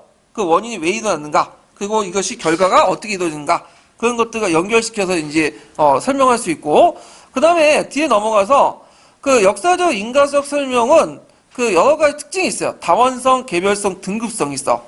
그래서 이제 역사가들이 이제 그 뭐냐면 나눌 때 그 다원성, 개별성, 등급성에 따라서 역사적 인과 설명을 하는데, 일단 다원성 측면을 볼 때 역사적 인과 설명은 하나만 있는 게 아니죠. 뭐죠? 여러 가지가 있어. 근데 그 중에 그 비중에 따라서 그 영향이 큰 가까운 원인과 먼 원인 이렇게 두 가지 나눌 수 있죠. 가까운 원인은 뭐예요? 근이라고 하죠. 그 다음 먼 원인은 먼 원자에서 원인이라고 하죠. 그 다음에 동일한 역사적 사건의 원인 중에 상당히 중요성한 원인이 있어. 역사가 판단해 볼 때. 그래서 이런 원인들 이제 1차적 원인, 2차적 원인인데 이건 좀 주관적이에요. 예를 들어 프랑스 혁명을 일어날 때 경제학자는 뭘 강조하겠어요? 재정 반탄. 그 다음에 이제 그 문학 사상가들은 이런 그 계몽 사상 이렇게 하죠. 사회학자들은 앙시아니즘. 그래서 각자에 따라서 이제 그 순위가 달라질 수 있다. 그리고 또 사건을 불가피하게 만든 장기적 원인과 좀 더 촉발적인 원인을 구분할 수도 있고 가까운 원인과 먼 원인으로 이제 갈 수 있는데, 자, 프랑스 혁명일 때 장기적 원인 같은 경우에는 구제도의 모순을 둘 수 있죠. 근데 이제 그 촉발시킨 원인이 뭐예요? 촉발시킨 원인은 뭐 바스틸 그 습격 사건 이렇게 이제 원인을 볼 수 있겠죠. 그래서 이제 이런 원인을 규명할 때 상당히 복합적 성격을 띠고 있고 다양하고 복합적이고 또 항상 개방됐다 이렇게 보시면 돼요. 그래서 과학적 설명 방식은 상당히 인과관계가 폐쇄적이죠. 그러니까 한 가지 결과에 대한 한 가지 원인밖에 없잖아요. 그래서 물이 끓는 것은 100도씨밖에 안 되잖아. 근데 역사적 원인은 이렇게 개방되고 복잡하고 다양하게 구성되어 있다. 그런 것들 좀 기억을 해두시면 되고, 또 역사적 인과관계는 원인과 결과가 항상 긴밀하게 연결돼 있지 않아. 그래갖고 이제 이런 내용들 좀 기억을 해두시면 돼요. 그래서 인과관계 관련된 내용들은 이제 여기 있고 뒤에 좀 넘어가서 자, 그다음 역사적 인과관계 이제 뭐냐면 주의할 점을 좀 볼게요. 자, 역사적 인과관계 주의할 점은 이제 뭐냐면 되게 이게 인과관계란 역사적인 원인을 설정할 때 상대성이고 주관적인 요소들이 이제 강조되기 때문에 이런 것들 때문에 이제 역사에서 인과적 설명할 때 몇 가지가 유의할 점이 있는데, 첫 번째 따라서라는 문제가 있죠. 따라서 첫 번째, 현재를 설명하고 정당하기 위한 의도로 과거를 사용하거나 계보를 설명하거나 설명과 혼돈하거나 시간적 전후관계, 인간관계를 혼돈하는 오류를 겸하고 있다. 그래서 이제 현재를 설명을 정당하기 위해서 과거를 이용하는 경우가 있다는 거죠. 그래갖고 예를 들어갖고 지금 한국사관 같은 거나 그 다음에 그 동북공정 같은 거 있죠? 그걸 이제 설명하기 위해서 그런 측면만 강조해. 그래서 중국 같은 경우에는 동북공정 사업을 강조하기 위해서 뭐 고구려의 어떤 측면을 강조하죠? 중국적인 요소들만 강조하죠. 그래서 이런 거 있고, 그 다음에 인과관계를 계보로 이렇게 설명하는 경우가 있어. 그래서 나의 조상을 이제 설명하거나, 그 다음에 이제 나의 어떤 학문적 발전, 그러니까 우리 그 학파의 학문적 발전을 설명하거나, 이런 것들, 우리 회사를 어떤, 계보를 이렇게 쭉 설명하는 게 있는데, 누가 계보했고, 누가 계승했다, 이런 것들은 인과관계 아니에요. 예. 그 다음 세 번째로는, 시간적 전후관계에 따라 꼭 인과관계가 있는 거 아니야. 앞에 있는 사건이 꼭 뒤에 있는 결과가 되는 게 아니에요. 예. 이런 것들이 이제 뭐냐면, 오류를 범해야 된다. 요거 좀 세 가지 외워두셔야 되고요. 자, 그 다음에 이제, 여기 뒤에 보면 이제 마지막 문장에 보면요. 그 역사 수업에서 역사적 인과관계 틀에 맞춰 설명하는 방식을 제고해야 된다. 그래서 이제 역사적 사건의 발단과 배경에 이어 전개 과정과 그 결과의 의의를 일지성적으로 정리하는 역사 수업은 자칫 그 사건이 필연적으로 발생할 수밖에 없었고 그 합당한 원인이 있다는 걸 전제를 학생들에 전할 수밖에 없다. 그래서 역사적 사건을 개연성이고 우발적인 걸 많다는 것을 뭐냐면 축소할 수 없는 경우가 많다. 그래서 그 역사 교사는 인과적 설명을 하는데 그 하나의 이제 가설로 다루는 것이 바람직하고 그 다음에 그 여러 가지 이제 이런 것들 이제 같이 보시면 될 것 같고요. 따라서 역사 교육에서 인과적 설명은 역사를 이해하고 설명하는 방식의 하나이자 가설을 다루는 게 바람직하다. 그래서 앞에 있는 필연적으로 다루면 안 되고 뭘 다루죠? 여러 가지 다양성 중에 하나인 가설로 달라야 된다. 이런 것들을 이제 유의점으로 제시하고 있어요. 그 다음에 사건의 원인은 그 행위의 이유와 동기를 내포하며 그것이 인간의 내적 사상과 관련된 있는 것으로 명료하게 정의된 인간적 설명이라도 눈에 띄지 않는 내재적인 요인을 관계할 수 있다. 따라서 단선적 인간관계를 설정하기 힘든 역사적 사건의 복합적 배경과 후속 영향을 살피는 것도 중요하다. 그래서 이제 교사가 인과관계를 뭐냐면 가지고 수업을 할 때 두 가지를 얘기를 하죠. 첫 번째는 뭐예요?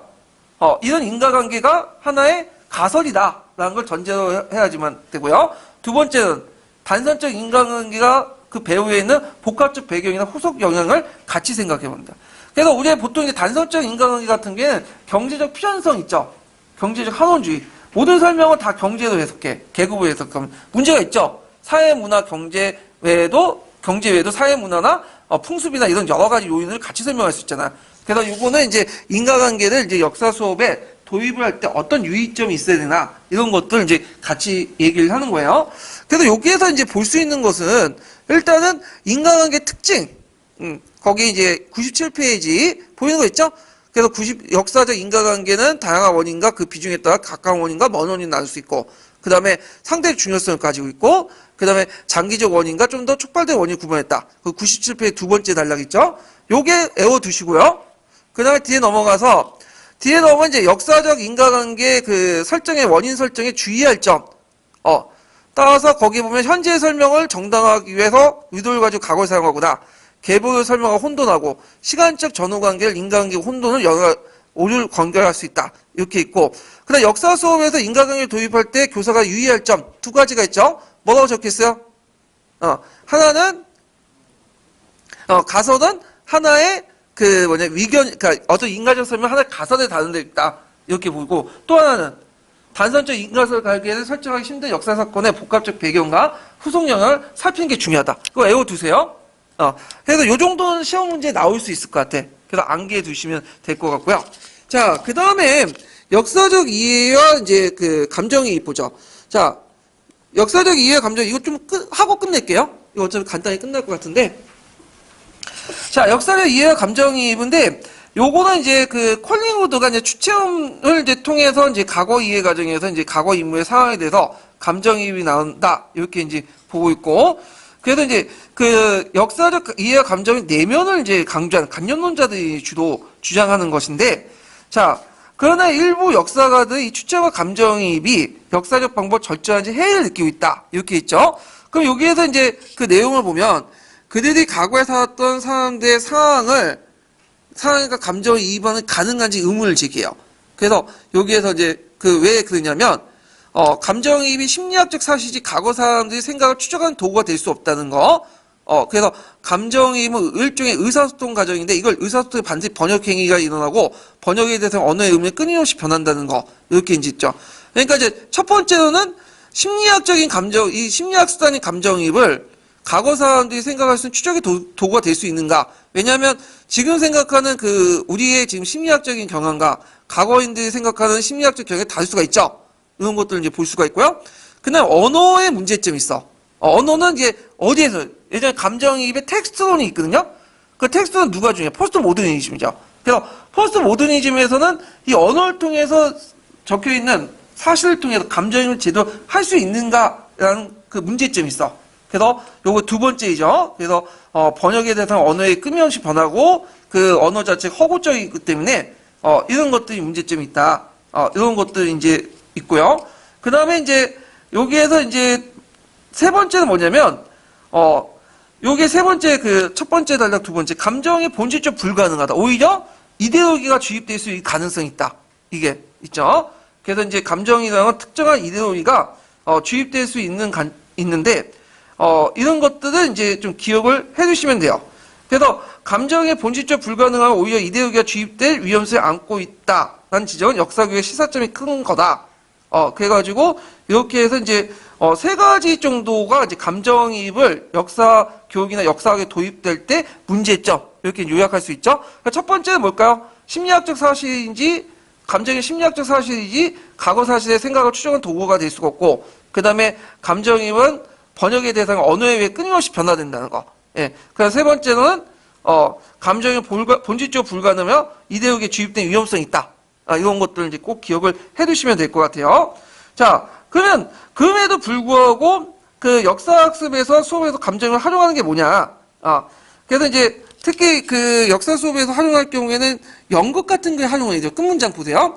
특히 연극에 활용해서 역사 수업이 역사적 감정을 체험해보는 그 방법으로 사용되는데, 이때 이제 그 과거 인물들의 배역을 맡은 학생들이 과거 인물과 동일시하고 공감하는 상태를 겸허하게 돼요. 즉, 과거 인물의 생각과 행동의 이유를 관객인 동료 학생들 설득 있게 전달하고자 한다. 따라서 연극은 역사 수업의 주요 활용한 후에 연극에 출연한 학생들이 관객으로 참여한 학생들의 역사 이해를 검토한 후속 과정이 필요하다. 그래서 연극에서 이제 이런 것들이 이제 사용되는데, 이때 후속 과정이 꼭 필요하다라는 거죠. 그래서 이제 이 후속 과정들이 뭐냐? 일단 첫 번째가 뭐냐? 과거 인물의 배역을 맡았던 학생들이 수행하고자 했던 과거 인물의 감정이 가능한지, 그리고 적절한지 이렇게 살펴보는 거고, 두 번째로는 학생들이 생각을 어떻게 논의의 과정이 주는데, 이런 후속 과정을 통해서 그 학생들이 역사 연구에 등장한 인물의 심리적 견제거리를 가지고 과거 역사를 비판적으로 볼 수 있다. 이렇게 이제 요약할 수 있어요. 그러면 요거에서 이제 얘기하고는 뭐냐면, 그 연극을 이제 간접입을 할 경우에 동일시각 공감 상태를 경험하게 되죠. 근데 동일시각 공감 상태를 이제 경험을 하다 보면 제대로 된 역사적 감정이 될 수가 없어. 그러면 뭐가 필요하다는 거야, 지금? 후속 감정이 후속 과정이 필요하죠. 그거 끝나고 나서. 그래서 후속 과정을 뭐라고 하냐면, 첫 번째로는 과거 인물의 배역을 맡았던 학생들이 수행하는 과거 인물이 가능한지를 먼저 파악을 해야 돼, 논의 과정이. 그다음 두 번째로는 그 학생들 역사 연구에 등장한 인물의 심리적 견제거리를 어느 정도 갖고 이걸 낯설게 하기죠. 낯설게 하고 과거를 역사를 비판적으로 바라봐야 돼요. 이해되시겠죠?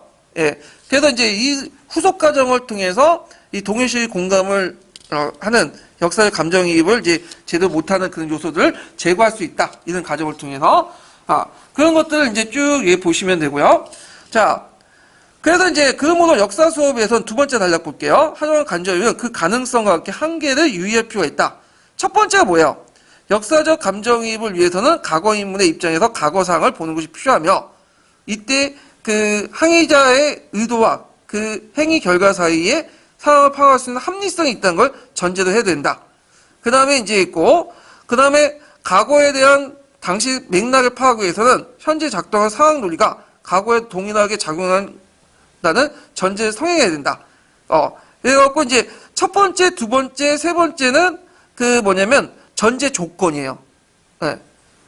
그래서 이제 감정을 할 때 전제 조건, 역사적 감정을 위해서는 과거 인물의 입장에서 과거 상황을 보는 게 필요하며, 그다음 이때 행위자의 의도와 행위 결과 사이에 사람들이 파악할 합리성이 전제하고, 그 다음에 과거를 당시 맥락에 파악하기 위해서는 전제 작동하는 상황 논리로서 과거에 동일하게 작용하는 전제가 성행한다. 이게 그 전제 조건이고요. 그렇지만 하지만 의도와 행위 사이의 기질, 성격, 성향들의 영향뿐만 아니라 비합리적 요인이 개입될 수 있고, 왜냐하면 비합리적 요인이라는 거는 뭐냐면, 우리가 합리적 감정이입을 해도 그 당대 또 우리가 생각하지 요인들이 있죠. 비합리적인 그런 것들이 요인이 개입될 수 있고, 두 번째로는 그 현재 상황 논리가 반드시 과거의 상황 논리가 일치하지 않는다. 이것이 이제 앞에 있는 전제 조건이 뭐예요? 감정의 한계예요. 이해되시겠죠? 예, 이렇게 이제 쓰시면 되죠. 따라서 이런 그 전제 조건과 그 전제 조건에 했지만 그런 한계를 극복하기 위해서 필요한 방법이 뭐냐? 이건 뭐냐면 낯설게 보기예요. 낯설게 보면 종종 우리가 이제 익숙해진 것도 있죠. 익숙해진 것들을 좀 더 다르게 생각해서 뭐냐면 과거를 낯설게 보기를 해갖고 뭐냐면 역사학습을 좀 뭐냐면 새로운 시각에서 변화할 때 통찰력을 길러줄 수 있다. 이렇게 이제 볼 수가 있겠죠. 자, 예를 들어서 이렇게 이제 볼 수가 있겠죠. 우리가 이제 임진왜란에 대해서 이제 설명을 해요. 임진왜란에서. 그 임진왜란 설명하는데 그 이순신에 대해서 이제 한번 설명을 해보자고요. 이순신. 그럼 이순신은 이제 설명하는데 그럼 이순신은 이제 감정이입을 할 때 그 뭐냐면 세 가지 전제 조건을 이제 봐야죠. 일단 이순신은 뭐야? 과거 인물이 올 때 과거의 상황을 쳐야죠. 이순신이 처해진 상황을 봐야 되잖아. 그리고 이순신이 그 행동이 합리성을 가지고 있다고 보는 거죠.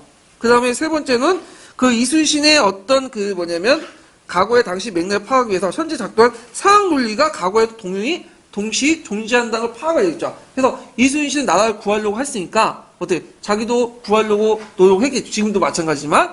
자, 근데 그 당시 상황과 지금 상황은 다르단 말이에요. 그래서 이순신의 행동이 다 모두 합리적이다 볼 수가 없죠. 비합리적일 수 있어. 그래서 명랑해전에서 이제 울퉁목에 와갖고 이렇게 했지만 이순신도 승리를 자신할 수 없어. 그렇지만 일종의 천원의 기대를 했기 때문에 경쟁이 끝나고 다 하늘의 천원이 있기 때문에 그 말을 할 수도 있는 거죠. 근데 울퉁목의 그 승리를 꼭 합리적인 요인으로 우리가 해석한단 말이야. 그런 것도 아니야. 요행을 바라는 비합리적 요인도 있다는 것이 설명을 못해. 이 감정이입을. 두 번째로는 또 뭐냐면 현재 상황 논리가 반드시 과거 상황 논리와 일치하지 않다. 이순신이 나라를 위한 것보다는 국가를 위한 것보다는 그러니까 그 당시 나라와 국가가 군주였죠. 군주를 위한 것보다는 뭐야? 백성을 위한다고 말할 수 있잖아요. 그 다음에 또 뭐냐면 그 당시 이제 뭐냐면 이순신이 뭐 개인의 사역에 따라서 뭐 그런 건 아닌데 그거 할 수도 있는 거고, 예, 상황 논리가 다를 수 있는 거잖아요. 자, 그래서 이순신을 바라볼 때 우리는 이순신이 항상 뭐 충이고 뭐 이런 것들만 보고 나라를 위한 것을 보면 그 합리적 그게 아니라 비합리적이고 좀 더 다른 측면에서 이순신은 접근해야 된다. 이게 뭐죠? 낯설게 보기예요. 그래갖고 이제 이 시간에 따른 인간의 시대 변화에 통찰력을 길러줄 수 있다. 그래서 감정이입의 문제점을 낯설게 보기 위해서 뭐냐 극복할 수 있다. 얘기를 쭉 하고 있는 거야. 예. 되게 이제 하는데 그러면 이제 지금까지 감정이입에 관련된 정리된 내용을 좀 얘기를 해볼게요. 자, 일단은 여기에서 이제 말하는 감정이입을 이제 얘기하는데, 자, 감정이입을 이제 일부 역사가들은 제대로 할 수 없다. 이렇게 보고 있죠. 역사학 방법으로. 첫 번째 이유가 뭐예요? 감정이입은 심리학적 사실이기 때문에 과거 사람들의 생각을 추적할 수 없는 도구이고, 그리고 언어로 적혀 있고, 그 이데올로기가 개입될 수 있다. 이게 정리할 수 있고, 그 다음에 역사 수업에서 연극에서 이제 감정이입을 할 때 문제점이 뭐라고 했어요? 공간과 동일시할 수 있죠? 그래서 그것을 극복하기 위해서는 후속 과정이 필요한데 그 후속 과정에서 과거 인물의 배역을 맡았던 학생들이 수행하고 있는 과거 인물 감정을 할 수 있는지 적절한지 보고 그 다음에 학생들이 그 연극했던 인물들과 심리적 견제를 하고 비판적으로 바라보게 하고 그 다음에 이제 역사 수업에 활용할 감정이입을 이제 전제와 그 다음에 한계가 있죠. 그걸 이제 보면 전제는 과거의 상황을 필요하면서 과거 인물 입장에서 과거의 상황을 보고 합리성 입장에서 보고 그 다음에 과거의 당시의 맥락을 파악해서 현재 작동한 상황 논리가 거의 동일하게 적용한다는 전제도 하고요.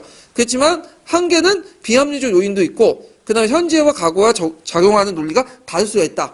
이게 있고 그 다음에 그걸 극복할 수 있는 방법이 뭐라고 했어요? 낯설게 보기다. 이렇게 해서 정리를 좀 해볼 수가 있어요. 자, 그래서 이제 감정이입 해갖고 7가지 전제 조건이 끝났고요. 감정이입 부분은 뒤에 또 얘기해요. 여기에서 이제 요 부분만 한정해서 얘기한 거야. 자, 오늘 수고하셨고, 내일은 이제 그 역사 연구의 동향과 역사 교육 부분 할게요. 예.